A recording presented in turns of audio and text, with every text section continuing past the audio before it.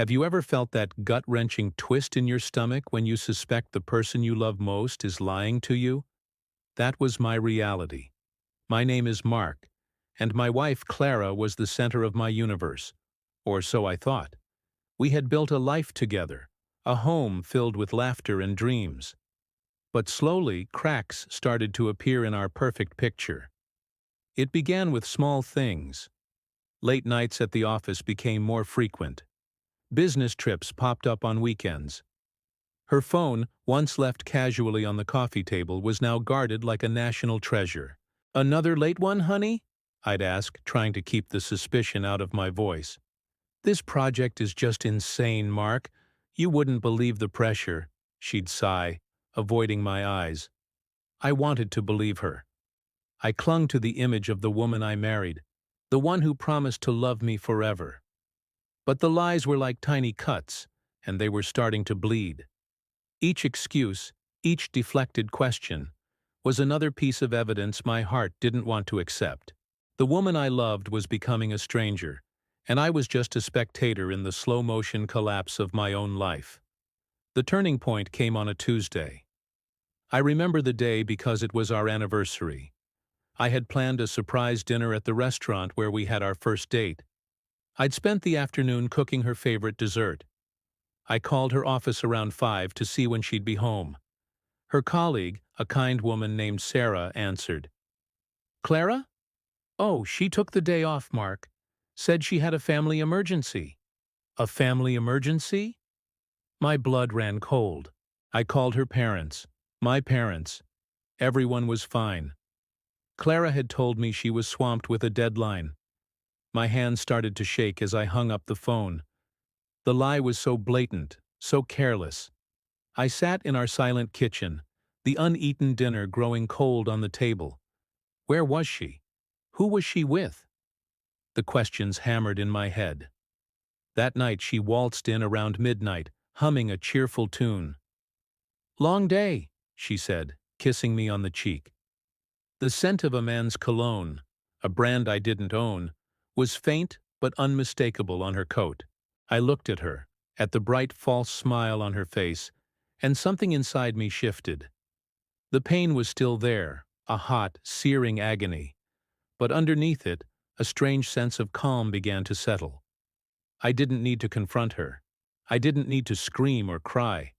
I knew, with a certainty that chilled me to the bone, that a web of lies this tangled would eventually unravel all on its own. From that day on, I changed my approach. Instead of questioning her, I started playing along. It was a painful, twisted game. "How was your business dinner?" I'd ask with a supportive smile. She'd spin elaborate tales about clients and presentations. I'd nod, listen intently, and even offer advice. "You should really get some rest, you're working so hard," I'd say, tucking her into bed, knowing she was exhausted from her double life, not from work. Every lie she told, I mentally filed away. It was like watching someone build a house of cards on a wobbly table. Each new card, each new deception, made the entire structure more precarious. One day she told me she was going on a week-long corporate retreat in the mountains. She packed her bags with hiking boots and warm jackets. That weekend, I saw a photo on a friend's social media feed. It was a picture from a beach party a few towns over. And there, in the background, unmistakable, was Clara.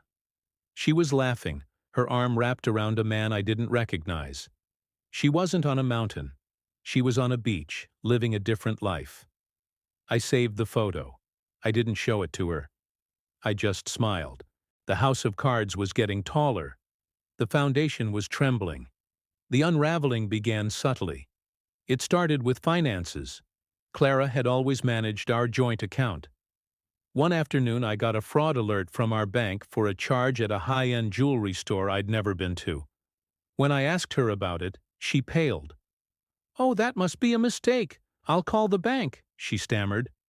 But I had already called. The purchase was for a man's watch, a very expensive man's watch. She created a convoluted story about her card being cloned, but the story had holes. Her parents, who she claimed she was visiting that day, later mentioned she hadn't been by in weeks. Her lies were starting to contradict each other. She became forgetful, mixing up the stories she told me with the stories she told others. She'd mention a restaurant she went to with her colleagues. Then I'd hear from a mutual friend she was seen there with someone else. Each slip-up was a small tremor. She was getting sloppy, exhausted from the mental gymnastics required to keep her world separate. I saw the panic in her eyes when she'd get caught in a small inconsistency. She was trapped in the prison she had built for herself, and the walls were closing in. I continued to play the part of the devoted, slightly naive husband. The smile never left my face, even as my heart felt like it was being shredded. I knew the final collapse was coming. The grand finale was more spectacular than I could have ever imagined. It was her parents' 40th wedding anniversary. A huge party was planned, and the entire family was there. Clara had been on edge all week, juggling her stories. She had told me her other man, let's call him Alex, was out of the country. She must have thought she was safe. During the toasts, her father stood up, beaming with pride. He talked about love, trust, and the importance of family. And then he said, "I also want to give a special welcome to the new man in Clara's life, the one she's been telling us so much about. Alex, stand up, son." The room went dead silent. A man I'd never seen before, looking incredibly confused, slowly stood up from a table at the back. It turned out Clara had been telling her family that we were separated and that she was dating this new man, Alex. She had told Alex that her family already knew about him. And of course, she had told me she was going to her parents' party alone because I wasn't feeling well. For a moment, nobody moved. You could see the gears turning in everyone's head. Her mother looked from me to Alex, then to Clara, her face a mask of confusion. Alex looked at me, then at Clara, dawning horror on his face. And Clara? She just stood there, frozen, her face ashen. Her two carefully separated worlds had just collided in the most public and catastrophic way possible. In that moment, all the lies, all the deceptions, all the stories crashed down around her. There was no escape. There was no one to blame but herself. Her father, realizing what had happened, slowly lowered his microphone. Her mother started to cry. Alex just walked out of the room without a word. And me? I sat at my table, took a calm sip of my water, and for the first time, my smile was genuine. It wasn't a smile of revenge or bitterness. It was a smile of release. The pain was finally over. The truth, in its own messy and destructive way, had set me free. The house of cards had fallen. In the aftermath, everything fell apart for her. Her relationship with her family was shattered. They couldn't believe the depth of her deception. Alex, understandably, never spoke to her again. Our divorce was quiet and swift. I didn't need to fight. The truth was my only weapon.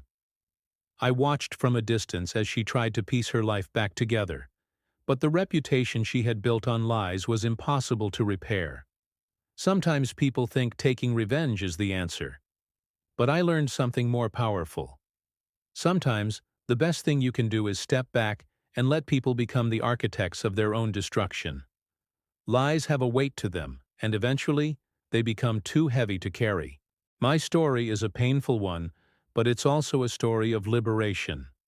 I learned to trust my gut, to value my own worth, and to understand that you can't control other people's choices, but you can control your own peace. And my peace came not from confrontation, but from the quiet confidence that the truth will always, always find its way to the light. Thank you so much for listening to my story. If you've ever been through something similar, know that you are not alone and that healing is possible. It takes time, but you can rebuild. If you found this story meaningful, please consider liking this video and subscribing to the channel for more content. Your support means the world. Stay strong and take care.